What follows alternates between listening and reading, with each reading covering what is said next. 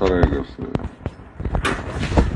বেলেল্লাপনা বেহায়াপনা সীমা ছড়িয়ে গেছে, যেটা কাবলুজান বলছেন যে আল্লাহ তালার নাইট্রিক অ্যাসিড মারবেন, লোহার মই টানবেন দুনিয়ার উপরে।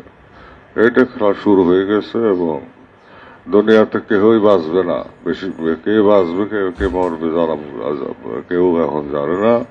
তবে ঘটনা শুরু হয়ে গেছে। কিন্তু আমি যেটা সতর্ক করছিলাম, আমার কর্তব্য ছিল আজান দেওয়া, কেবলাজানের গোলাম হিসেবে আমার কর্তব্য ছিল আজান দেওয়া। আমি আজান দিছি, যতখানি সম্ভব আমি আজান দিছি, আহ্বান জানাইছি, সতর্ক করছি। এখন যার যার ভাগ্যের ব্যাপার। আজরাইল আলাইহিস সালাম যখন চাইপে পড়বে তখন তার বছরে গদি যায়। সময় কিন্তু গনাই গেছে। বিশ্বযুদ্ধ হবে, ভূমিকম্প হবে, গগনচুম্বী জলোচ্ছ্বাস হবে, নূহ আলাইহিস সালামের প্লাবনও হবে।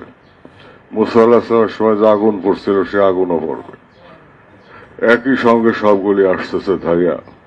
কারণ মানুষ সবচেয়ে বেশি উচ্ছৃঙ্খল হয়েছে সৃষ্টির শুরু থেকে। হযরত আদম আলাইহিস সালাম থেকে শুরু করে এই পর্যন্ত যত মানব সভ্যতা আসছে, সবচাইতে খারাপ জাতি হয়েছে এখন দুনিয়াতে মানব জাতি, সবচাইতে খারাপ।